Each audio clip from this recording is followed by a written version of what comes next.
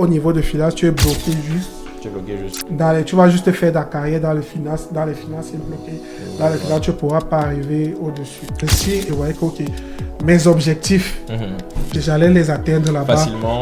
J'allais rester. Okay. J'avais une vision, toujours sans moi. Je n'étais pas quelque chose d'oppressant. Okay. Donc jamais mes parents sont venus me dire tu vas. Je pensais que toute entreprise doit être flexible, s'adapter à son marché. Okay. Ne pas être bloqué sur ce qu'il veut faire. Donc, si tu vois ce que le marché veut, tu dois chercher à répondre aux besoins du marché. J'essaie déjà intérieurement de remettre ça dans le contexte camerounais et pas juste apprendre juste pour apprendre. En fait. Exactement. Tu étais vraiment à la recherche d'une compétence que tu vas pouvoir ressortir et utiliser pour pouvoir justement, lors de ton retour, donc tu savais déjà très bien ce que tu étais en train de faire parce que si... Comme tu disais tantôt, en fait, il y avait ce contrat avec les parents de reprendre l'entreprise familiale. Oui. Et justement, il faut qu'on comprenne alors maintenant comment est-ce que le shift t'était venu. Je veux dire, est-ce qu'à la base, quand tu étais au collège, tu te disais non, moi je veux envie de partir au Canada et rester, ou bien ça a toujours été inculqué par les parents que non, toi vraiment en tant que le grand frère de la maison, enfin des garçons je veux dire, que tu es destiné à reprendre l'entreprise familiale, ou bien ça a vraiment été un cheminement où peut-être les parents t'en parlaient, mais après toi tu as commencé à prendre la responsabilité progressivement. Est-ce que tu as toujours eu ça en toi?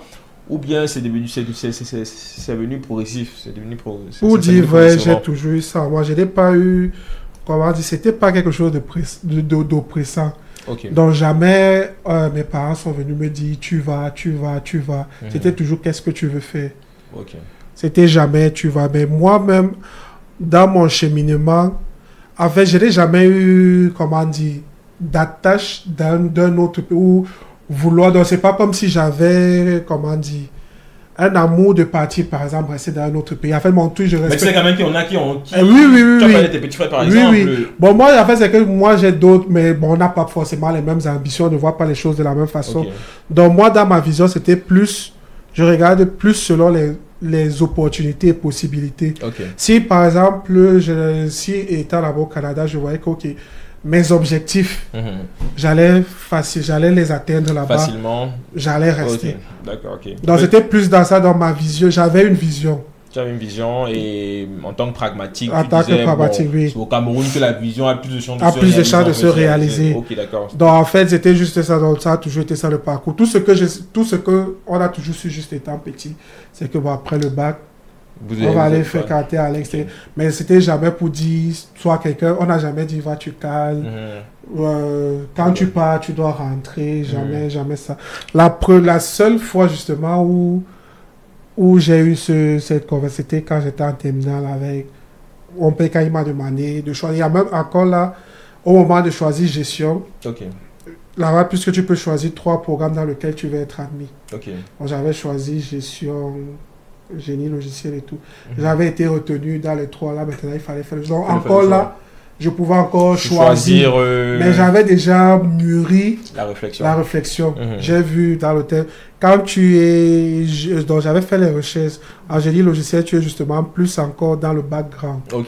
Donc tu es plus encore appelé à être salarié. Alors que c'était pas trop ça qui était... En fait, tes objectifs, voilà. Tes aspirations, tout ça. Donc quand j'ai vu, j'ai dit, autant que je dois aller en entrepreneuriat, puisque là-bas, ça me permet de... C'est ça m'ouvre les portes. Ça me permet de... Je suis pas, comme on dit, je suis pas technicien, je suis pas fixé à quelque chose. Donc c'est pour dire, je suis capable de oversee une entreprise sur tous les aspects. De manager. Donc je peux comprendre ce que la comptabilité fait, ce que la finance fait, les ressources humaines, le marketing. Donc en fait c'est plus global et c'est plus ce genre de compétences, même étant là-bas. Quand on cherche par exemple un PDG ou un dirigeant, c'est plus ça qu'on recherche. En fait. Au premier, j'ai d'autres amis qui s'étaient spécialisés dans les finances et autres. Maintenant, quand ils partent faire le master, maintenant, ils font plutôt en entrepreneuriat pour avoir les compétences de gestion d'un manager. Parce qu'ils voient qu'au niveau de finance, tu es bloqué juste Tu es bloqué juste.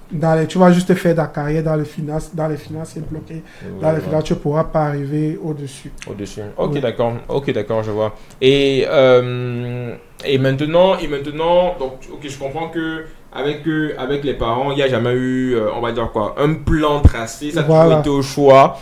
Mais toi, déjà intérieurement, tu as toujours vu que le Cameroun, de façon pragmatique, c'est une terre d'opportunité.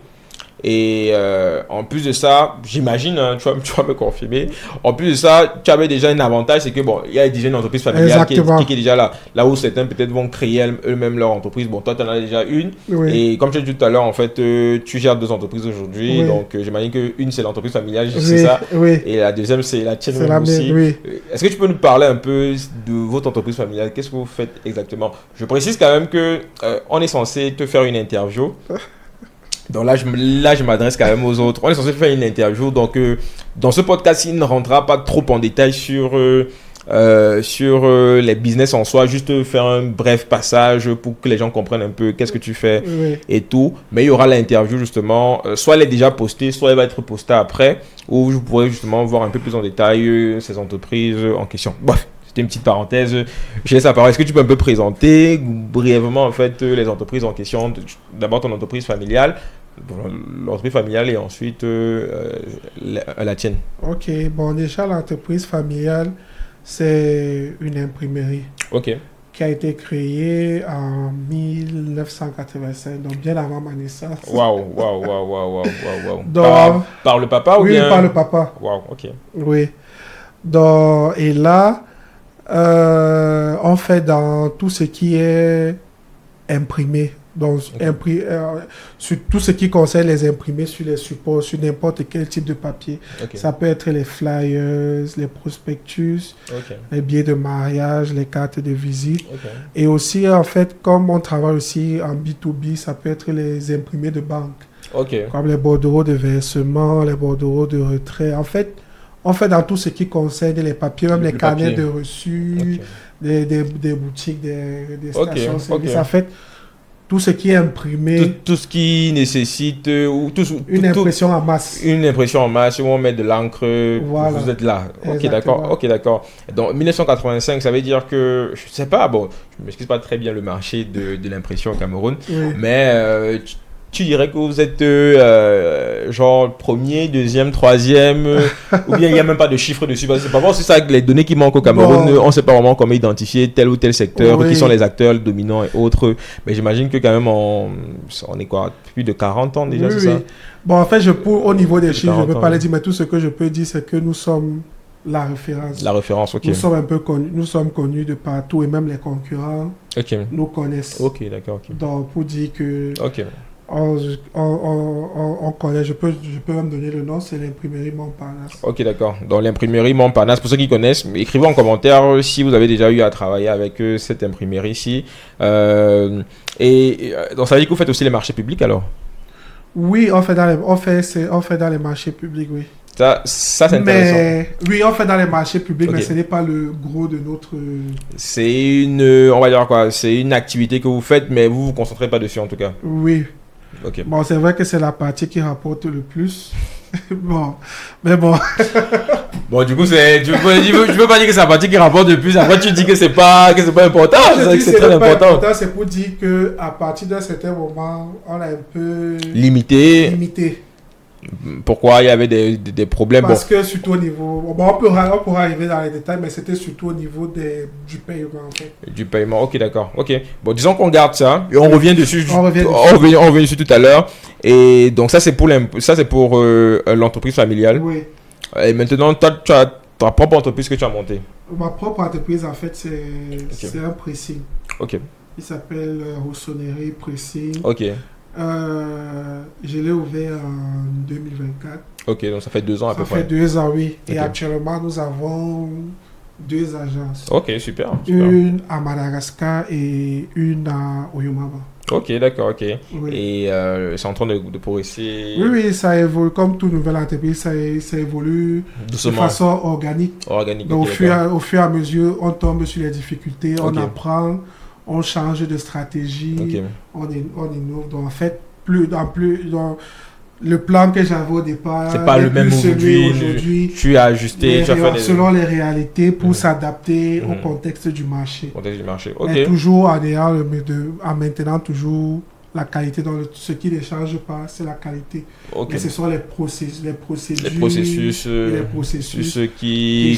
que tu essaies d'améliorer avec le temps. Pour être flexible. En phase avec le marché, pour être en phase avec le marché. Et justement, ça, c'est ça. Toute entreprise doit justement être, même quand il reviendra, c'est un conseil, toute entreprise doit être flexible, s'adapter à son marché. Ok. Ne pas être bloqué sur ce qu'il veut faire. Donc, si tu vois ce que le marché veut, ce qui passe, tu dois chercher à faire ce que le marché veut, à répondre aux besoins du marché et non être bloqué dans ce que tu veux faire. Ravi que tu aies suivi la vidéo jusqu'ici. N'hésite surtout pas à t'abonner afin de ne pas rater les autres vidéos qui vont sortir tout au long de la semaine. Et la vidéo intégrale du podcast sortira ce dimanche. Quand tu t'abonnes, il y a la cloche de notification qu'il faut cliquer dessus parce que YouTube souvent fait l'erreur de ne pas montrer nos vidéos directement. Donc, quand tu cliques sur cette cloche-là, automatiquement, tu vas recevoir toutes les notifications. Il y a d'autres vidéos également qui sont sorties, qui parlent de différents sujets, mais tout autour de ce que nous faisons réellement sur cette chaîne-ci, c'est-à-dire parler d'investissement, de business et aussi de gestion de patrimoine. Donc, si c'est des sujets qui t'intéressent, donc que tu sois au Cameroun, en Afrique ou dans la diaspora, avec mes équipes, on te présente les meilleurs véhicules d'investissement à la bourse, dans des projets innovants, des produits de crowdfunding, un peu comme style Tontine ou plusieurs personnes peuvent se réunir pour financer un projet et ensuite avoir un suivi de l'évolution du projet et des retours sur investissement et dans plein d'autres véhicules d'investissement comme ça que tu pourras découvrir au fur et à mesure